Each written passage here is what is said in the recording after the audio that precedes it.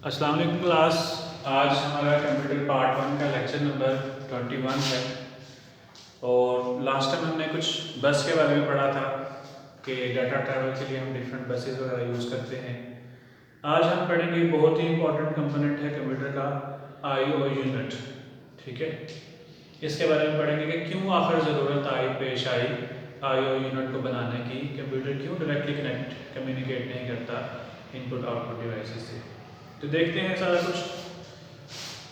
Last lecture में हमने देखा कि बसेस वगैरह के थ्रू डाटा आ तो जा तो रहा था, ठीक है, लेकिन अब हम समझते हैं कि कंप्यूटर के जो डिफरेंट कंपोनेंट्स हैं उनकी स्पीड सेम नहीं होती। ठीक है, कंप्यूटर के जो डिफरेंट कंपोनेंट्स हैं उनकी डाटा ट्रैवलिंग स्पीड सेम नहीं होती। जिस तरह अगर प्रोसेसर की बात करें, प्रोसेसर ने तो पूरे कंप्यूटर का काम करना है, उसकी स्पीड तो बहुत फास्ट है। उसके मुकाबले में अगर रैम की बात करें तो रैम की स्पीड कंपैरेटिवली कम है। उसके मुकाबले में हार्ड डिस्क की बात करें तो हार्ड डिस्क की स्पीड उससे भी कम है। ठीक है, और अगर हम इनपुट आउटपुट डिवाइसेस की बात करें, जिस तरह माउस है या कीबोर्ड है, इसकी स्पीड तो बहुत ज़्यादा कम है। ठीक है, या प्रिंटर वगैरह या हम इस तरह स्कैनर वगैरह या इस तरह की जो डिवाइसेस यूज़ करते हैं, इनकी डाटा ट्रैवलिंग स्पीड में बहुत ज़्यादा डिफरेंस है। और आपकी जो क्या कहते हैं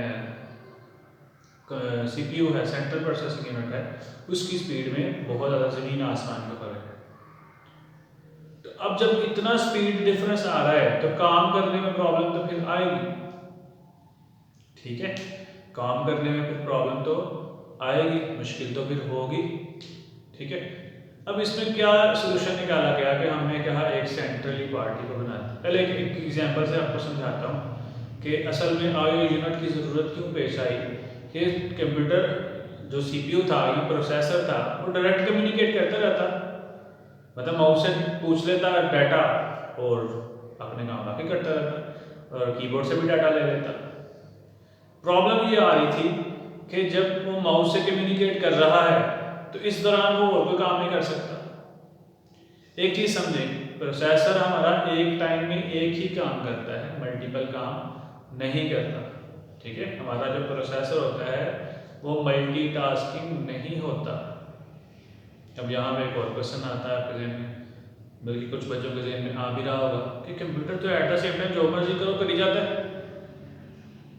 ऐसा ही है ना कि आपने सॉन्ग्स प्ले किए वो भी चल रहे हैं, गेम लगाई हुई है वो भी चल रही है, फेसबुक ओपन की हुई है वो भी चल रही है, साथ कुछ और प्रोसेसिंग या कॉपी वगैरह पेस्ट वगैरह लगाई हुई है वो भी चल रहा है।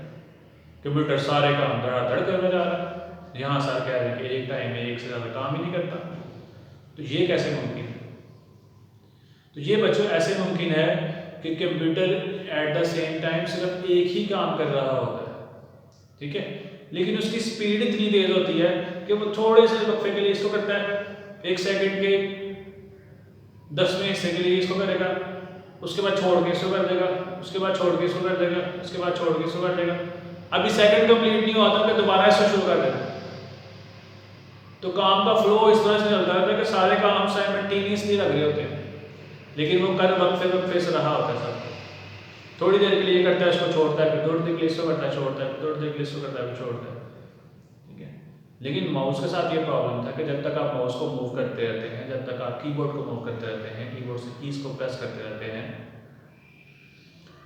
आपका प्रोसेसर इंगेज हो जाता है इनपुट आउटपुट डिवाइसेस के साथ, और उतनी देर वो और कोई काम नहीं कर सकता। इसका मतलब उतनी देर सारे प्रोसेस क्या हो गए, ऑफ हो गए। अब ये एक बड़ी प्रॉब्लमेटिक सिचुएशन थी। इसी सिचुएशन से बचने के लिए क्या हुआ, उन्होंने क्या किया कि इनपुट आउटपुट यूनिट का एक इनपुट आउटपुट यूनिट लेके आए। ठीक है, ये बाकायदा एक हार्डवेयर ही होता है जो काम करता है। ठीक है, अच्छा जी, अब इसको समझने के लिए एक दो एग्जांपल्स और लेते हैं। थोड़ा सा टेक्निकल पॉइंट है, एग्जांपल्स के साथ ज़्यादा बेहतर समझ आएगा। मिसाल के तौर पे क्लास टीचर है, क्लास में पढ़ा रहा है और काफ़ी सारे स्टूडेंट्स हैं, सारे अपने कम्युनिकेट करते हैं, लेकिन इसमें 2-3 स्टूडेंट्स ऐसे हैं जो बहुत ही स्लो बोलते हैं। मतलब उनको एक सेंटेंस बोलने के लिए हो सकता है 1 मिनट का टाइम लगे। आप इमेजिन करें कि कितना स्लो बोलते हैं। ठीक है, मतलब जिस तरह से मैं आपसे बात करता हूँ, मैं एक सेंटेंस बोलता हूँ, सर मेरा एक क्वेश्चन है, एक बच्चा उठ के कहता है सर मेरा एक क्वेश्चन है, उसको आई थिंक हार्डली 2 से 3 सेकंड्स लगेंगे, लेकिन वो बच्चा इतना स्लो है कि उसे इतना कहने में उसको कोई प्रॉब्लम है, 1 मिनट का टाइम लगता है कि सर मेरा एक क्वेश्चन है, इतनी सी बात कहने में 1 मिनट का टाइम लगता है। क्या ख्याल है जब टीचर क्वेश्चन सुनने शुरू करेगा उसका और वो आहिस्ता आहिस्ता बोल रहा होगा, तो 5 मिनट तो लग गया उसको क्वेश्चन करने में। टीचर के 5 मिनट वेस्ट हो गए कि नहीं हो गए क्लास में? अब 5 मिनट लगेंगे वो क्वेश्चन करने में, टीचर हो सकता है 1 सेकंड में, 2 सेकंड में, 10 सेकंड में आंसर दे, फिर उसका दूसरा क्वेश्चन आ जाए। ठीक है, ये तो एक प्रॉब्लम क्रिएट हो गई। अब टीचर ने इसका सोल्यूशन बता के निकाला। टीचर ने एक बच्चे को बैठा दिया, उसका नाम रखा आयु यूनिट। उसे कहा तुमने ऐसा करना 5 मिनट लगाने हैं उससे क्वेश्चन सुन के, 3 सेकंड में मुझे बता देना। ठीक है, अब उसकी वो क्या करता है, वो उसकी फ्रीक्वेंसी पे आहिस्ता आहिस्ता आहिस्ता आहिस्ता आहिस्ता उसका 5 मिनट में सवाल सुनता है और अगले 5-10 सेकंड में टीचर को बताता है, टीचर उसको आंसर देता है, वो फिर आहिस्ता आहिस्ता आहिस्ता आहिस्ता 5-10 मिनट में उसको दोबारा बताता है। टीचर का टाइम नहीं बच गया, टीचर उतनी देर जो मर्जी करे, अपने दूसरे काम एक्टिविटीज करे। ठीक है, तो ये असल में गेम प्लान हो रहा था सारा। ठीक है, अब क्या है कि प्रोसेसर की स्पीड है बहुत फास्ट, आईओ यूनिट स्पीड बहुत स्लो है। वो स्लो स्लो स्लो स्लो अपनी सारी चीज़ें डाटा ट्रांसफर करते हैं। कंप्यूटर इतनी देर बैठने की बजाय कंप्यूटर ने एक स्टूडेंट को बैठाया जिसका नाम क्या है, आईओ यूनिट।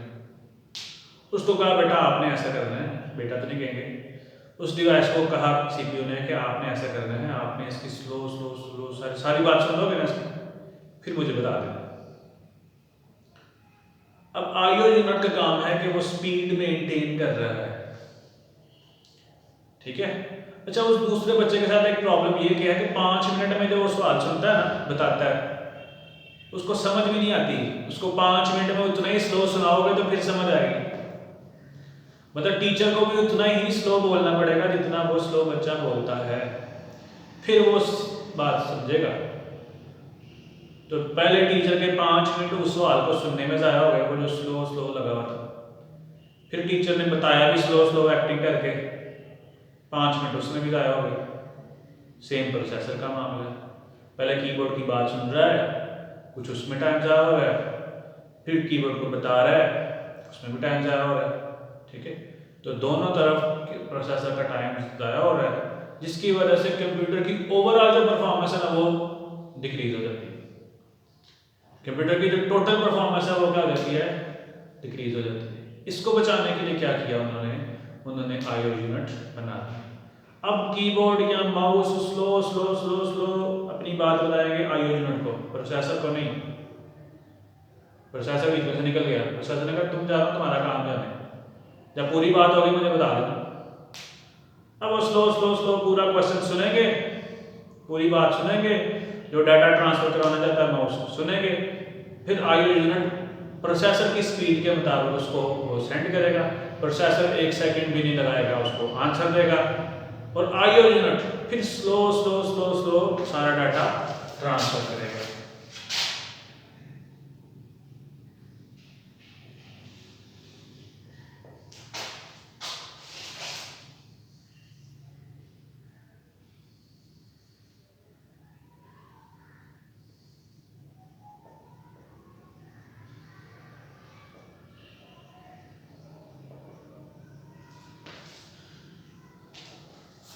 ये असल में कर रहे हैं। ठीक है, कि इनपुट आउटपुट की तरह से आहिस्ता आहिस्ता डाटा इसने सारा रिसीव करते रहना है, फिर इसने फटाफट इसको बताना है, इसने फटाफट आगे से इसको बताना है, इसने फिर स्लो स्लो स्लो इसकी स्पीड के मुताबिक डाटा बताना है। ठीक है, अच्छा इसमें जो प्रॉब्लम थी ना वो एक और भी थी। इनपुट आउटपुट को बनाने की जो प्रॉब्लम थी वो एक और भी थी। चले हम उसकी बात तो समझ लेते हैं, लेकिन इस क्लासरूम में आप सपोज करें कि 3-4 बच्चे हैं, एक बच्चे की स्पीड है कि 5 मिनट में क्वेश्चन बताता है और 5 मिनट में ही उसको समझ आती है। चले टीचर थोड़ा दिल पे पत्थर रख के उसके साथ कंप्रोमाइज़ कर ले। दूसरा बच्चा उसका 3 मिनट का सवाल है, वो सवाल 3 मिनट में बताता है और समझ भी उसको 3 मिनट वाली आती है।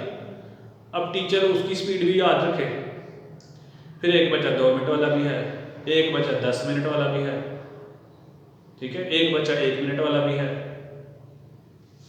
अब टीचर कितनी की स्पीड है याद रखे, ठीक है। चले प्रोसेसर से हम इसकी भी तवक्को कर लेते हैं कि वो स्पीड तो याद रख ही सकता है और कर भी सकता है, लेकिन फिर भी बहरहाल आपकी कंप्यूटर की ओवरऑल परफॉर्मेंस लूज हो ही रही थी। अब इनपुट आउटपुट का काम क्या है कि उसने हर डिवाइस के हिसाब से स्पीड पे कैच करना है डाटा और उसी की स्पीड के मुताबिक उसको देना भी है। माउस की स्पीड अलग से है, कीबोर्ड की स्पीड अलग से है, प्रिंटर की स्पीड अलग से है, स्पीकर की स्पीड अलग से है, ठीक है। आपका जो स्कैनर लगा है उसकी स्पीड अलग से है, कोई सेंसर है, कोई डिवाइस है, उसकी स्पीड अलग से है। इसने क्या करना है, हर डिवाइस को उसकी स्पीड के मुताबिक डाटा, सीपीयू ने तो अपनी स्पीड से डाटा देना, सीपीयू ने जो अपनी स्पीड है उसी के मुताबिक डाटा ट्रांसफर करके उसने कहना बात खत्म, ठीक है।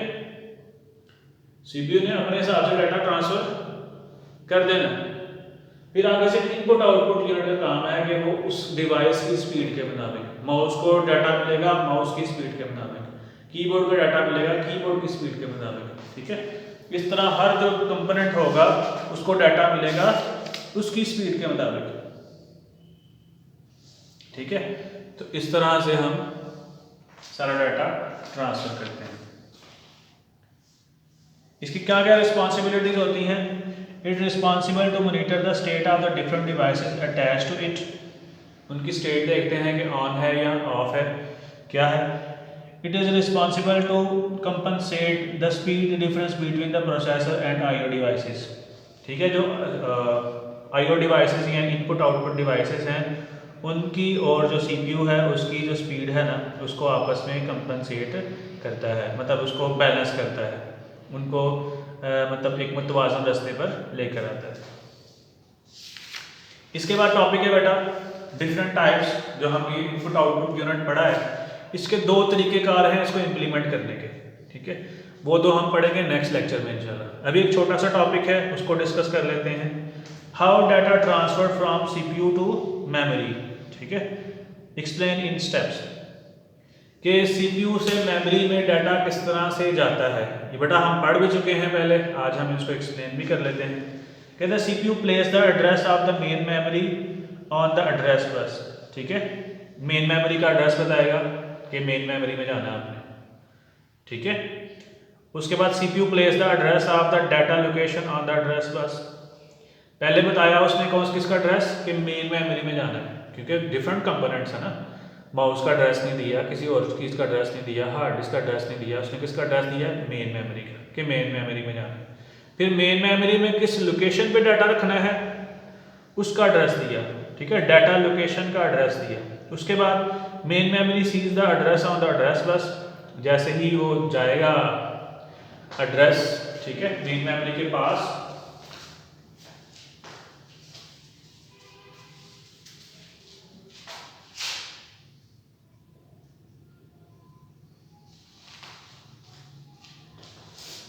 ये सारे एक बार से कनेक्ट हैं, ठीक है। सीपीयू ने पहले क्या रखा है, एड्रेस रखा है किसका, इसका। फिर उसके साथ एड्रेस रखा है किसका, इसमें डाटा किस जगह पे पड़ा हुआ है उस चीज का, ठीक है। सीपीयू ने दोनों काम कर दिए। अब मेन मेमोरी देखेगी, सी क्या करेगी, एड्रेस देखेगी अपने डाटा लोकेशन का कि जो एड्रेस है ये किस लोकेशन का है। उसके बाद आपको पता है कि मेन मेमोरी में छोटे छोटे बहुत से बॉक्सेस होते हैं, वो जो एग्जांपल दी थी मैंने आपको लॉकर्स वाली, वो याद करें यहाँ के लिए। अब बहुत सारे लॉकर्स हैं तो ये एड्रेस देखेगा कौन से लॉकर का डाटा इसको चाहिए। तो जिस लॉकर का डाटा चाहिए होगा मेन मेमोरी क्या करेगी, main memory write the data on the specified location in the memory, कि यहाँ से जो डाटा आया है उठा कर वहाँ पे रख देगी। अगर डाटा लेके जाना है तो उठाकर बस पे रख देगी, बस से डाटा आ जाएगा सीपीयू, ठीक है।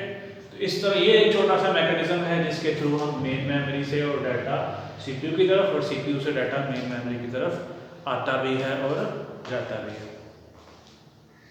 टाइम थोड़ा सा था इसलिए छोटा सा टॉपिक था, इसको मैंने एक्सप्लेन कर दिया। नेक्स्ट लेक्चर में इंशाल्लाह हम जो दो मेथड हैं इंटरप्ट का और डीएमए का, जिसके थ्रू ये आईओ यूनिट सारा काम करता है, उसको डिस्कस करेंगे। ओके स्टूडेंट्स, अल्लाह हाफिज़।